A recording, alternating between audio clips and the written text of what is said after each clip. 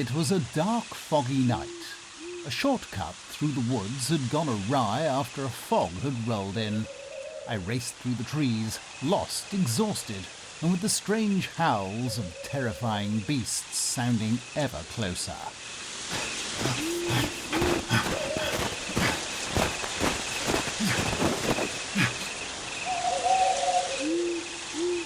I stopped for a moment to catch my breath and dared hope nothing was following me. But then...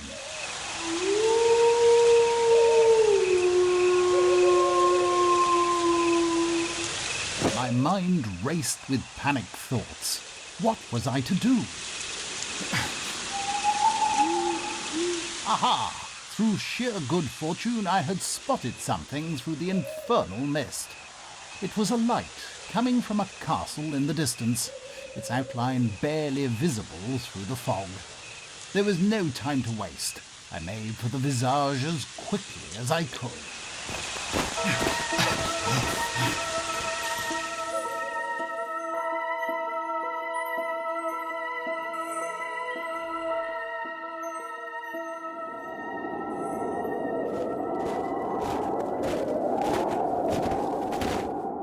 The ominous Gothic structure loomed over me as I approached the entrance.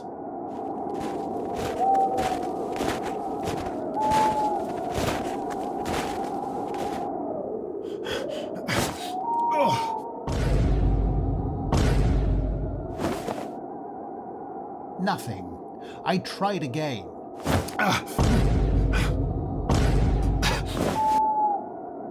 Still nothing. I began to curse my luck, but then...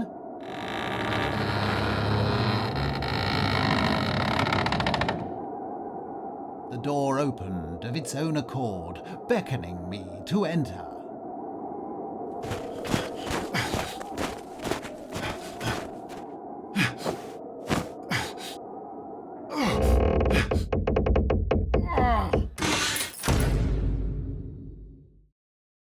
Safe at last, I took a moment to look around the castle foyer.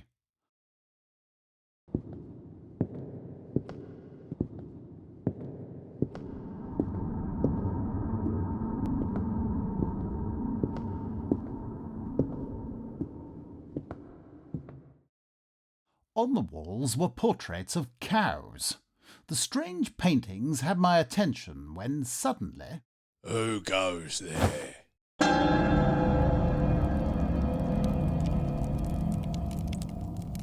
Ah, greetings. I'm terribly sorry. I didn't mean to intrude. Charlesworth's the name. Charlesworth.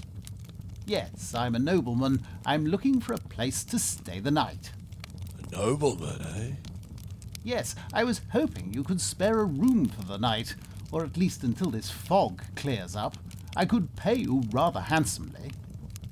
That could be arranged.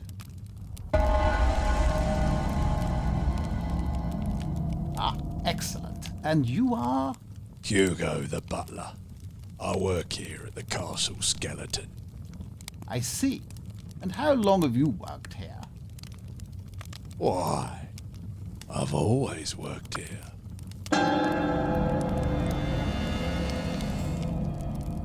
Well, it's a pleasure to meet you, Hugo. And I must say, it's quite the place you've got here. Big fan of bovines, eh? Indeed. This way.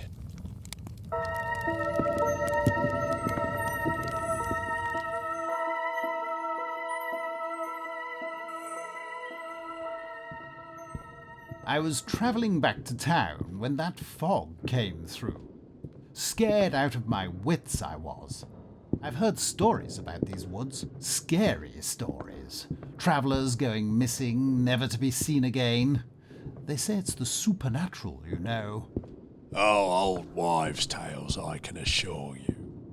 Nevertheless, I cannot thank you enough. I do hope I'm not causing any trouble. No trouble at all. Count Skeleton always sees to it to be prepared for uninvited guests on nights such as these. Count Skeleton? The owner of this castle. A man of considerable wealth and fame.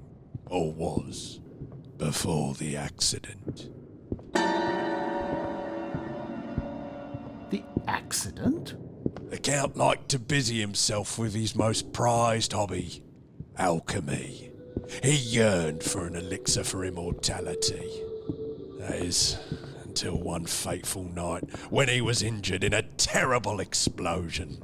The explosion that claimed the life of his beloved, the late Countess Skeleton.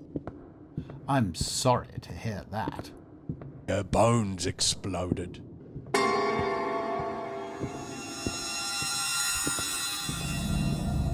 Oh, what?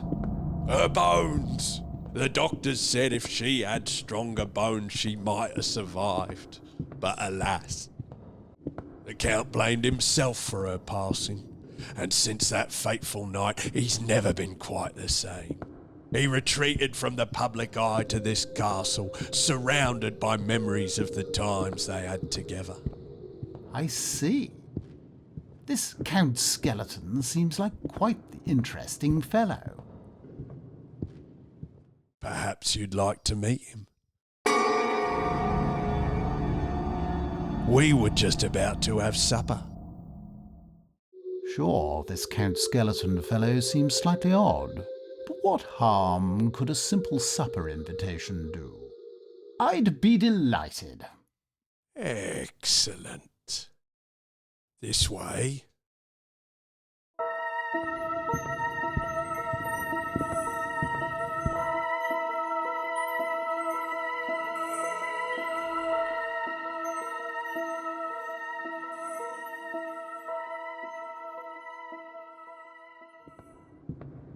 Here we are. Now, if you'll excuse me, I shall inform the Count of your presence. Hugo bowed and made a curt exit, leaving me alone in the dining hall.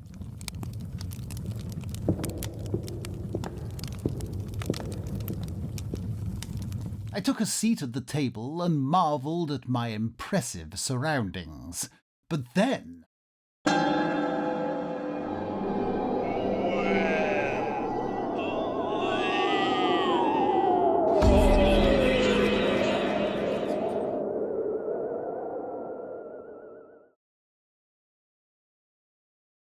I listened in carefully, but the voice was gone.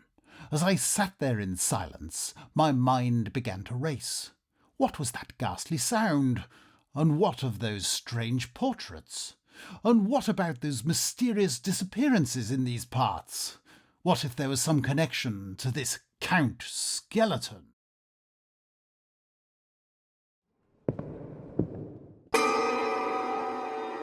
Count Skeleton has arrived. And indeed he had. Well-dressed and overdressed, head to toe he was covered in strange clothing, leaving nothing to sight and everything to the imagination.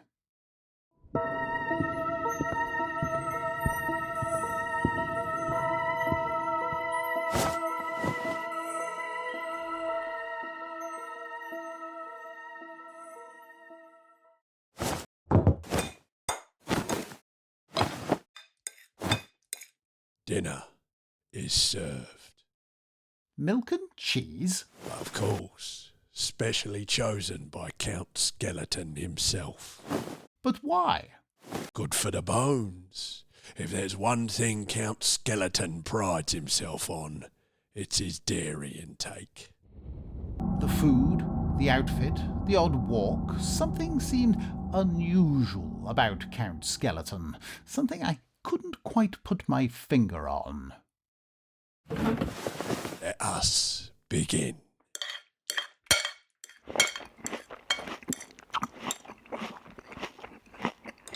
So, Count Skeleton, I've heard so much about you. It's a pleasure to finally meet you. In the flesh, that is.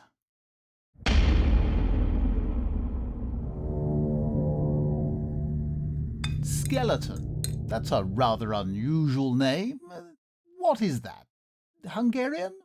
You'll have to excuse Count Skeleton. I'm afraid he won't be doing any talking tonight. He's still suffering from a prolonged case of laryngitis.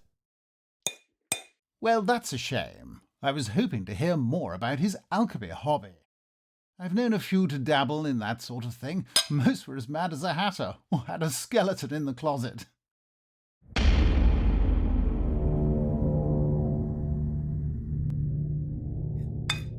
Anyway, I just thought...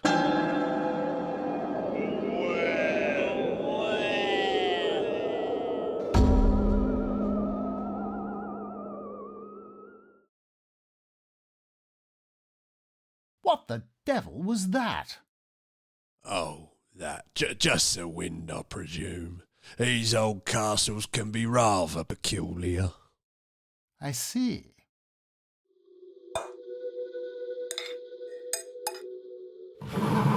If you'll excuse me, I think I'll retire for the night. Anything the matter? No, just a bit under the weather, that's all. Nothing a glass of milk can't fix. Count Skeleton swears by it.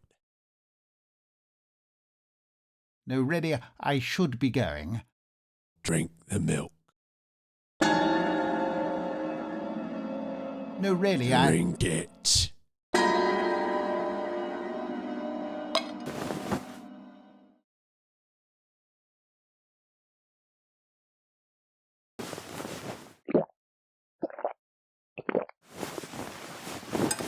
And now? Much better. Indeed.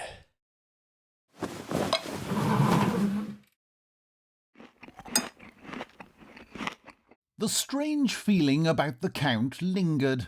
As I sat there watching him, I couldn't help but wonder, was Count Skeleton all that he seemed? Was he hiding some dastardly secret? Something perhaps supernatural? Read any good books lately, Count? Because I have one that I think you should take a look at. A very good look at. The Holy Bible.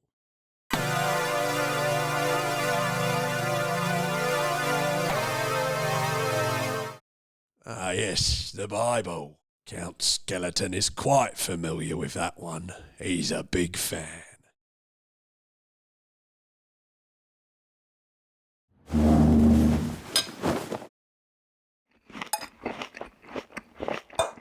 So how about that full moon, eh? They say that a full moon can bring out the animal in some of us. Wouldn't you agree? I suppose. You know, I was thinking, what kind of a guest would I be without offering a gift of gratitude? I was thinking something like, this necklace made of silver.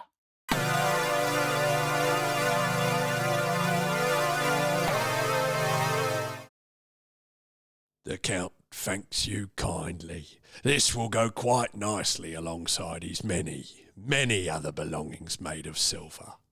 He's a big fan.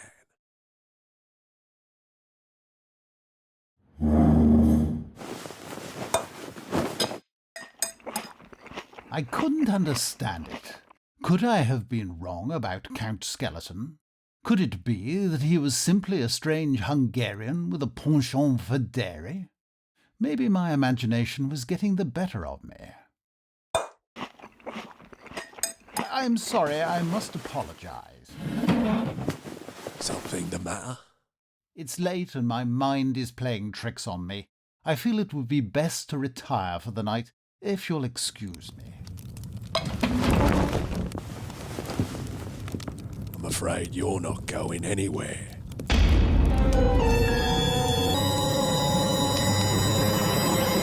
Without finishing your camembert.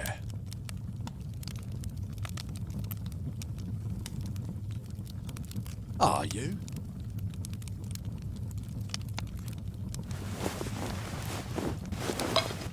Eighth door to your left. Thank you.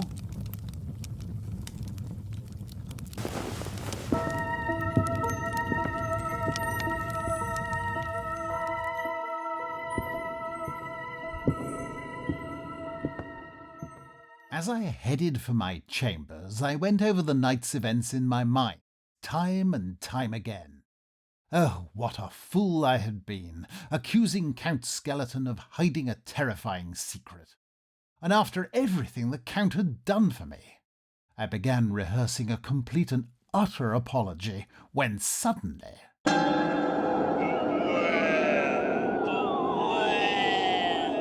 my mind was cursed with a series of visions of murder.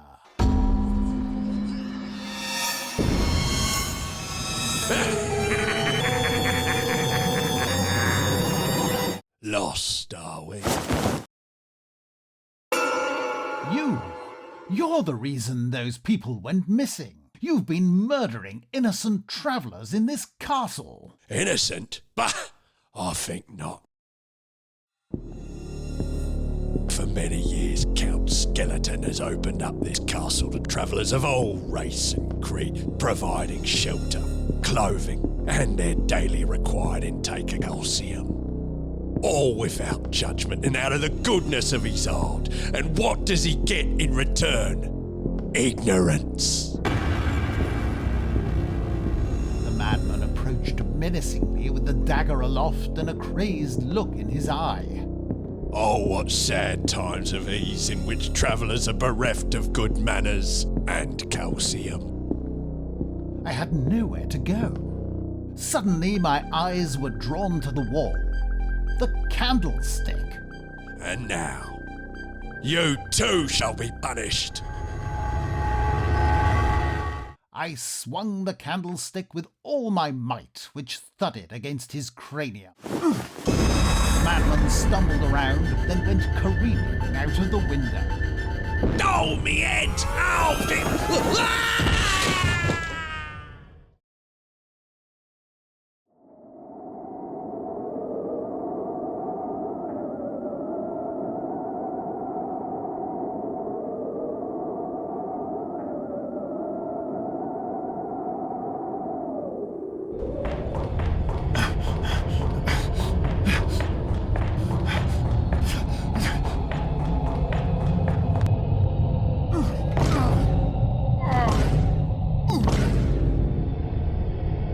Open, damn you! Open! A shadow. Could it be the Count? He grabbed my wrist and held it in an iron grasp. As I struggled to escape, I reached up with my other hand and ripped away the clothing covering the Count's face. Suddenly, I found myself face to face with Count Skeleton, or I would have been if Count Skeleton had a face. For you see, it was then, and only then, that I realized for the very first time that Count Skeleton was a skeleton.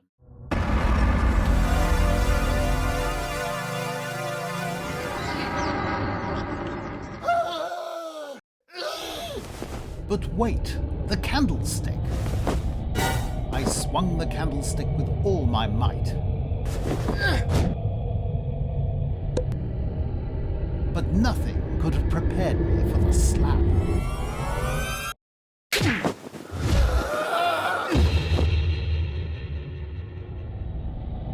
Suddenly I was unarmed and cornered. A hand grabbed my neck. I struggled, but it was no use. I was in desperate need of a weapon, and there it was, a sword on the wall, right next to me. I held out a hand, but it was just out of reach.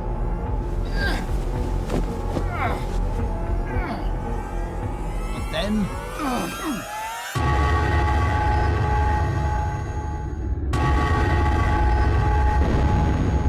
the Count staggered back across the room as I watched incredulously. He stumbled this way and that, then began his dying palpitations.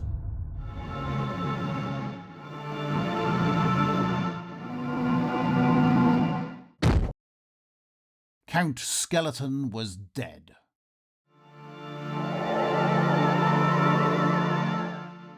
But wait, there was something on the floor. A skeleton key.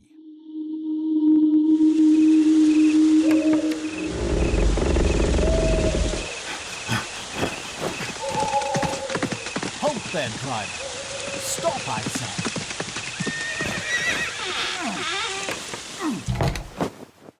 Thank you, kind stranger, but we have no time to waste. We must leave this place. Hurry! Indeed.